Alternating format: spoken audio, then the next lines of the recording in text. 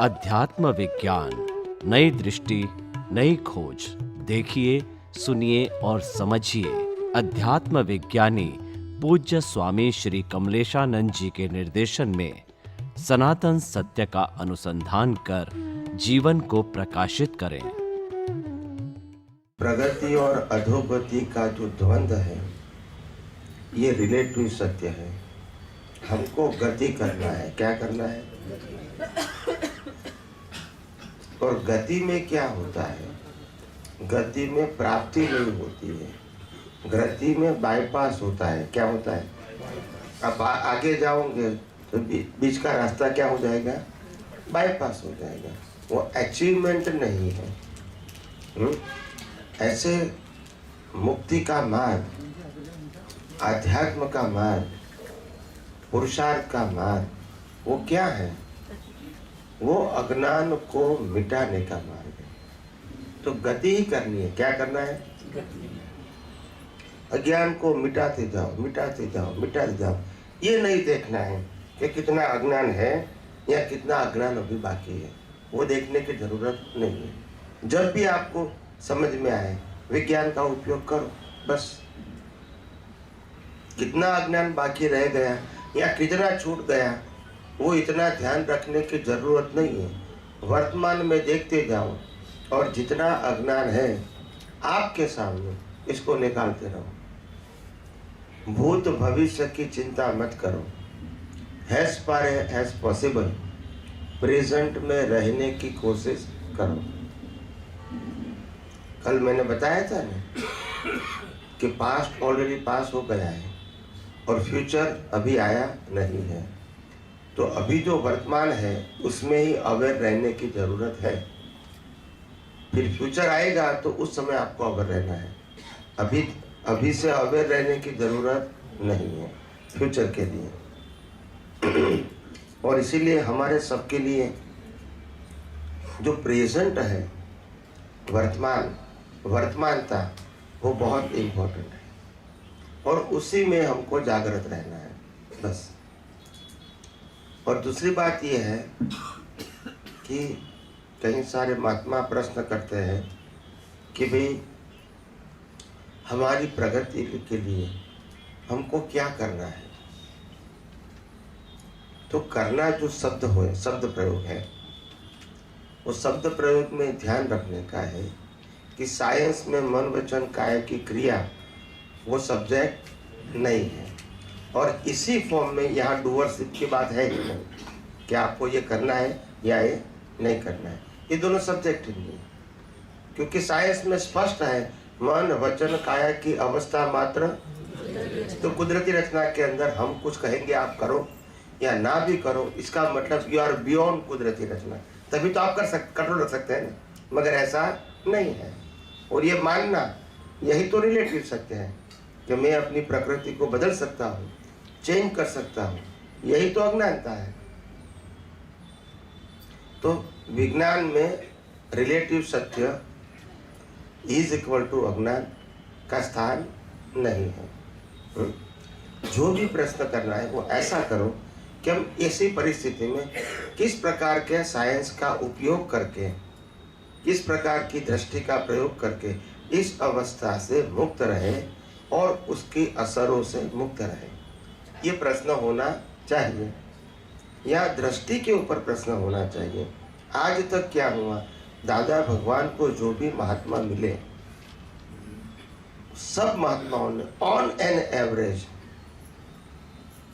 5% 10% को बात करके 90% महात्माओं ने यही प्रश्न किया, हमको क्या करना है, कैसे करना है, क्या करना है, क्या नहीं करना है।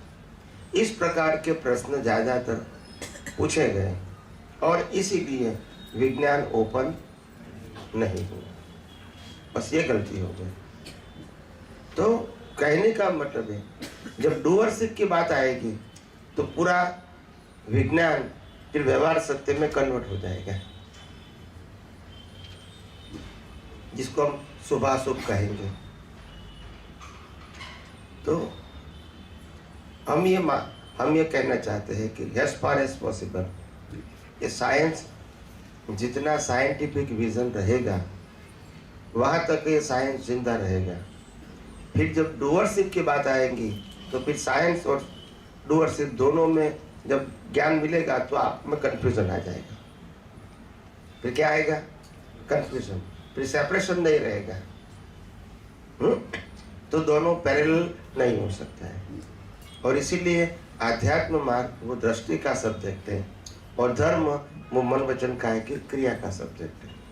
तो आध्यात्म में मन वचन काया की क्रिया का सब्जेक्ट नहीं होना चाहिए और मन वचन काया की क्रिया के सब्जेक्ट में दृष्टि का इम्पोर्टेंट नहीं होना चाहिए, क्योंकि यहाँ डूअरशिप की बात है। मन आपको मन को कैसे मोड़ना है, भाषा कैसी बोलनी है, वर्तन कैसा करना है, कैसा नहीं करना है, ये धर्म के अंदर होता है। विज्ञान के अंदर दृष्टि की बात है तो सेपरेशन की बात है। तो ये दोनों लाइन ऑफ डिमार्केशन जितना हो सके इतना सेट कर लो आपके विजन में, तो कई सारे प्रश्न अपने आप निकल जाएंगे या तो उड़ जाएंगे या तो अपने आप डिसॉल्व हो जाएंगे। मन वचन काया के सब्जेक्ट का प्रश्न नहीं रहेगा। હવે તમે અક્રમ વિજ્ઞાનની સમજણ આપી અને આપણે હું શુદ્ધ આત્મા છું ને રિયલ અને રિલેટિવની વ્યાખ્યા આપી અને એમાં સમજણ પડી ગઈ। હવે આ જન્મમાં અથવા આ અવતારમાં અક્રમ વિજ્ઞાનનું જ્ઞાન મળ્યું અને સમજણ પડવા માંડી છે, પણ આગલા ભાવમાં આ જ વિજ્ઞાન અમારી સાથે કેરી ફોરવર્ડ થશે। અક્રમ જે તમે સમજણ આપો છો એ ક્રિયાકાંડનું નહીં, એ કેરી ફોરવર્ડ થશે કે થાય તો કેવી રીતના થાય અથવા તો નથી થતું તો કઈ રીતના એને કેરી ફોરવર્ડ કરી શકાય એ માટેનું કંઈક માર્ગદર્શન આપો તો ખ્યાલ આવે। અને બીજો સાથે પ્રશ્ન કે જ્ઞાની પુરુષનો ભેટો થવો, ગુરુ તો જોઈએ જ, ગુરુ વગર દિશા માર્ગ નહીં મળે। મહાવીર સ્વામી કે હું મોક્ષદાતા નથી, મોક્ષ માર્ગ દેખાડી શકું એટલે કોઈ પણ ગુરુ જોશે જ। બરાબર। હવે એ ગુરુ જોઈ એના માટે મારે પાપ અને પુણ્યની હોવું જરૂર છે બેલેન્સમાં। તો ઉદય કર્મમાં પુણ્ય હોય તો જ જ્ઞાની પુરુષનો ભેટો થાય, તો પછી એ પુણ્ય તો ઉપાર્જન કરવું પડશે ને। હવે એ કઈ રીતના કરાય કે અગ્ર માર્ગને સમજીને એને ફોલો કરવાથી જ આપોઆપ પુણ્ય ભેગું થઈ જાય છે, પણ જ્યારે દ્વંદ્વ છે પુણ્ય અને પાપ તો પછી એનું એકલું જ ઉપાર્જન કરવું પડશે, કાં તો પાપનું કરવું કાં તો પુણ્યનું કરવું। તો પછી આ સાયન્સને આગલા ભાવના બીજ નાખવા માટે, બીજ તો નાખી દીધું છે, પણ એને કેરી ફોરવર્ડ કરવા માટેની અમારી શું પ્રયત્ન અથવા પુરુષાર્થ કરવો જોઈએ એ જરા કંઈ સમજણ પાડો તો ખ્યાલ આવે। જય સચિદાનંદ। जय सच्चिदानंद। सबसे बड़ी बात यह है कि आज आप ये विज्ञान जितना भी आपकी दृष्टि में सेट करते रहोगे, पुरुषार्थ के रूप में, विजन के रूप में, अपना सॉफ्टवेयर जितना चेंज करोगे वो ही सॉफ्टवेयर नेक्स्ट बर्थ में हार्डवेयर के रूप में काम करेगा। इसीलिए सॉफ्टवेयर का रिजल्ट ही हार्डवेयर है। इम्पोर्टेंट सॉफ्टवेयर में करेक्शन करना। आज तक हमारे पास दृष्टि क्या थी? हार्डवेयर में करेक्शन करना। ये विजन साइंस में चेंज हो गया, सॉफ्टवेयर को बदलना है। हार्डवेयर तो रिजल्ट है, हार्डवेयर कोई चेंज नहीं कर सकता है। रामकृष्ण महावीर को भी वही हार्डवेयर से लाइफ जीना पड़ा क्योंकि वो हार्डवेयर था ना। तो सॉफ्टवेयर इज इम्पोर्टेंट, मगर उसका सॉफ्टवेयर चेंज हो चुका था समर्थ पुरुषों का, मगर सॉफ्टवेयर चेंज होने से पहले जो गलती हो चुकी थी इसकी तो भुगतान करनी पड़ेगी। तो हमको भी अभी क्या है, सॉफ्टवेयर बदलना है। कौन सा सॉफ्टवेयर फंडामेंटल है? मैं कौन हूँ, वो पहला सॉफ्टवेयर है। बार बार भूल जाते हैं मैं आत्मा हूँ, ऐसा ज्ञान है, अवेयरनेस नहीं रहता है। तो बार बार सॉफ्टवेयर चेंज करो। फिर मन वचन काया और ये 5 इंद्रियों से दिखती हुई दुनिया वो कुदरती रचना के रूप में देखने की ज़्यादा से ज़्यादा प्रयत्न करो या प्रयोग करो। क्योंकि ये अभ्यास नहीं है मेरा। क्या नहीं है? अभ्यास। नॉलेज आ गया, अभ्यास नहीं है ना। अभ्यास से ही आपको अनुभव होगा, नॉलेज से अनुभव नहीं होगा। नॉलेज के बाद एप्लीकेशन के बिना एक्सपीरियंस नहीं है। तो ये ज्ञान और दर्शन, ये दोनों सॉफ्टवेयर चेंज करते रहो। आपकी अवस्था बाहर की है या नॉर्मल लाइफ में, फिर भी सॉफ्टवेयर तो चेंज करते ही रहो। आप समझे? इसीलिए मैंने कहा था ना, कोई फ्री टाइम है आपको तो दृष्टि तो बदलना ही है, और यही दृष्टि देखना है कि मैं शुद्धात्मा हूँ और यह कुदरती रचना है। फिर इसमें डीप में जाना है तो क्रिया को देखो, ये गति सहायक तत्व है, ये स्थिति सहायक तत्व है, ये समय तत्व है, ये स्पेस है, ये जड़ तत्व है। ऐसे देखोगे तो क्या होगा, धीरे धीरे डूअरशिप ओनरशिप खत्म हो जाएगी। धीरे धीरे, एकदम नहीं जाएगी, प्रैक्टिस है। भाई सोन गोल्ड है, वो जड़ तत्व है, डायमंड है, जड़ तत्व है, मनी है, जड़ तत्व है। जड़ तत्व क्या है? हिसाब है। मिलना वो भी हिसाब, चला जाना वो भी हिसाब है। तो यहाँ ओनरशिप डूअरशिप धीरे धीरे निकल जाएंगे। ये प्रयोग है, छोटे छोटे प्रयोग है। हर बातों के पीछे एक तत्व छुपा हुआ है, एक सिद्धांत छुपा हुआ है। वो प्रयोग करने से मालूम होगा। कोई कहेंगे भी अच्छे तत्व या तो 5 तत्वों का उपयोग करने से क्या फायदा होगा। धीरे धीरे डूअरशिप ओनरशिप निकल जाएगी। कोई गति सहायक तत्व से एक्शन होता है, स्पीच होता है, थॉट्स होता है, वो उसकी फ्रीडम नहीं है। और जो स्पीच निकलती है, एक्शन निकलती है ड्यू टू सर्कमस्टांसेस, वो दोनों का हिसाब है, वो भी कुदरती रचना है। तो हर बात में यही कुदरती रचना देखने का प्रयास करोगे, ये 6 तत्वों से देखने का प्रयास करोगे, धीरे धीरे कर्तापन और मालिकीपन सॉफ्टवेयर में से खत्म हो जाएगा। और वही हमारा पुरुषार्थ है। और वही सॉफ्टवेयर नेक्स्ट बर्थ में, हार्डवेयर का मतलब होता है ऑटोमोड, फिर अंतस्करण बाह्यकरण ऑटोमोड काम करेगा। जो आज पुरुषार्थ है वो रिजल्ट के रूप में काम करेगा। आज का अंतस्करण का पुरुषार्थ सॉफ्टवेयर का, नेक्स्ट बर्थ में वो रिजल्ट के रूप में सॉफ्टवेयर रहेगा, डिस्चार्ज अंतस्करण रहेगा। आज का चार्ज अंतस्करण नेक्स्ट बर्थ में डिस्चार्ज रहेगा, तो वो भी ऑटोमोड काम करेगा। आज जो हमारा अंतस्करण ऑटोमोड काम करता है ना, जैसे वो ऑटोमोड काम करेगा। दूसरी बात आपने कहा कि ज्ञानी पुरुष मिलना, और ज्ञानी पुरुष मिलने के लिए पुण्य चाहिए। बात सही है।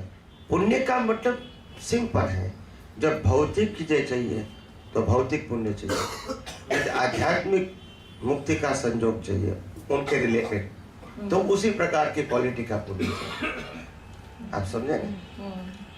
तो ज्ञानी पुरुष के लिए उत्कृष्ट प्रकार की मुक्ति की भावना, और हजारों लोग ये विज्ञान को प्राप्त करके मुक्ति की ओर आगे बढ़े, अपने अज्ञान को मिटाए, अपने हर पजल को डिसॉल्व कर दे, ऐसी शक्ति प्राप्त हो गए, ऐसा भाव भी करोगे तो भी वो क्रेडिट आपको मोक्ष मार्ग के लिए लायक और सहायक संजोगों में सहायक होगा। क्योंकि यह भौतिक चीज नहीं चाहिए आपको।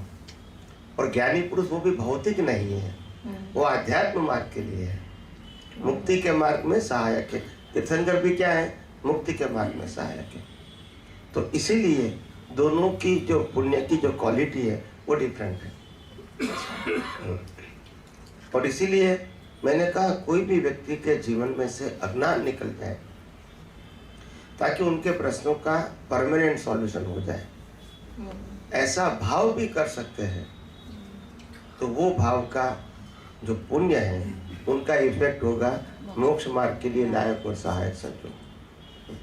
हम भले फिजिकली कुछ भी नहीं कर सकेंगे, बोलेंगे भी नहीं, मगर भाव बस, तो ये इम्पोर्टेंट है। तो हर बातों के लिए क्रेडिट और डेबिट के बैलेंस के बिना संजोग नहीं आएंगे। तो अकेला भाव है, वो भाव से संजोग नहीं बनते हैं। भाव से भाव बनता है, वो सब बोलते जरूर है, अकेले भाव से नहीं बनते।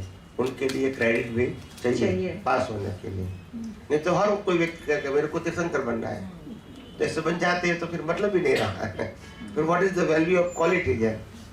तो ऐसा नहीं है। सोचना चाहिए कि कोई भी बात को एक्शन में लाने के लिए अकेले भाव कैसे काफी हो सकते हैं। मगर क्या होता है, लोग सोचते नहीं है, फिर मैकेनिकल बोलेंगे कि जैसा भाव वैसा भाव, तो फिर क्या होगा, यही सॉफ्टवेयर सेट किया है तो वही बोलते रहेंगे। फिर कोई काउंटर क्वेश्चन करेंगे, मैं तो ऐसा भाव करता हूँ तीर्थंकर होने का, तो नेक्स्ट मंथ में हो जाऊंगा, तो नहीं मालूम होता है, तो ऐसे नहीं बनते हैं। तो इसीलिए प्रिंसिपल पूरा चाहिए, सिद्धांत पूरा चाहिए, ताकि लोगों के मन में कंफ्यूजन नहीं होना चाहिए।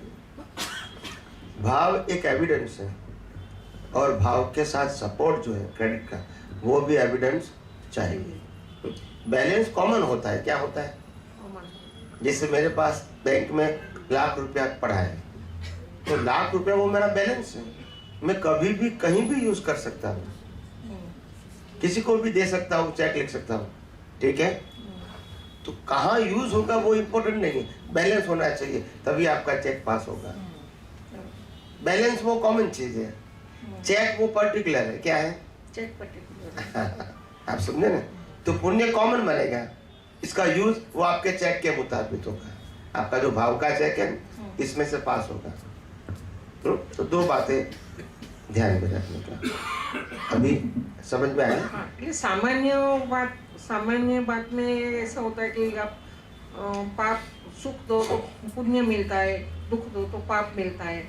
तो माने पाप पुण्य का उपार्जन नहीं करना है, भावना से आप वो मोक्ष मार्ग के लायक और सहायक जैसी भावना करते, उसी से ही वो पुण्य बन जाएगा, भावना से ही। भावना से ही कर्म बनते हैं, भावना से ही पुण्य बनता है, क्रिया से पाप पुण्य नहीं बनते। क्रिया के अंदर भी अज्ञान रूपी भावना है, मैंने किया, उससे पाप पुण्य बनता है। क्रिया से तो पाप पुण्य बनते भी नहीं है, मगर क्रिया में भी अगर अज्ञानता है तब पाप पुण्य बनेगा। तो यानी मूल तो भाव से ही बनता है, अज्ञान भावना है या विज्ञान भावना है, मगर भावना से ही बनेगा।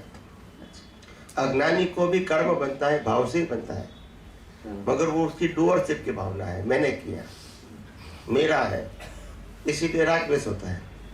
मैंने किया तो कर्ता भाव होता है, आप समझे। तो महावीर भगवान ने माने बोलते बहुत तपस्या की थी, अन्न छोड़ दिया, ये दिया, वो सब क्रिया में जाता है, कैसे होएगा? वो तो उदय कर्म है, उदय कर्म से, उत्साह थोड़ी है, तो माने वो क्रिया में नहीं गिना जाता है, उदय कर्म। उदय कर्म से आप सिंपल सोच सकते हैं कि अगर जैन परिभाषा में भी देखा जाए तो उपवास इसको कहते हैं, जिन्होंने उपवास करना है वो सुबह ही पहले क्या कर लेते हैं, उसकी बाधा ले लेते हैं कि मेरे को आज पचखान ले लेते हैं कि मेरे को उपवास करना है। तो फिर गोचरी के लिए तो जाने की जरूरत ही नहीं, ये तो गोचरी के लिए गए, योग्य आहार नहीं मिला, सो ये उपवास नहीं है। अच्छा। अगर जैन परिभाषा के हिसाब से गिनेंगे तो भी मैं गोचरी के लिए गया और गोचरी नहीं मिली तो इसको उपवास नहीं कहेंगे। See, the intention is different. उपवास में खाना नहीं है, वो डिसाइडेड है। यहाँ खाना है मगर योग्य आहार नहीं मिला तो then come back, तो इसको उपवास नहीं कहेंगे। तो गरीबों को खाना नहीं मिलता है तो उपवास कहेंगे, इसको नहीं कहेंगे। हाँ, तो इसीलिए व्यवहार से भी वो उपवास नहीं था, भले 6 महीने तक उसको खाना नहीं मिला, मगर 6 महीने तक प्रयास नहीं किया था ऐसा नहीं था, प्रयास तो किया वो, योग्य संजोग नहीं मिले। तो माने उसका मतलब ये निकाल सकते हैं माने कि उनको खाना नहीं मिला, वो उसका उदय कर्म था। उदय कर्म का माने जो बेला पे पाप पुण्य में नहीं बोल सकते उसमें कि उनका पिछले अवतार के कर्मों का फल। अच्छा, वही तो उदय कर्म का मतलब भी पाप पुण्य का ही तो फल है ना। उदय का मतलब भी क्या हुआ, उनकी भावना और उनके पाप पुण्य का संजोग दोनों को मिलके तो रिजल्ट आता है, अकेली भावना नहीं होती है ना।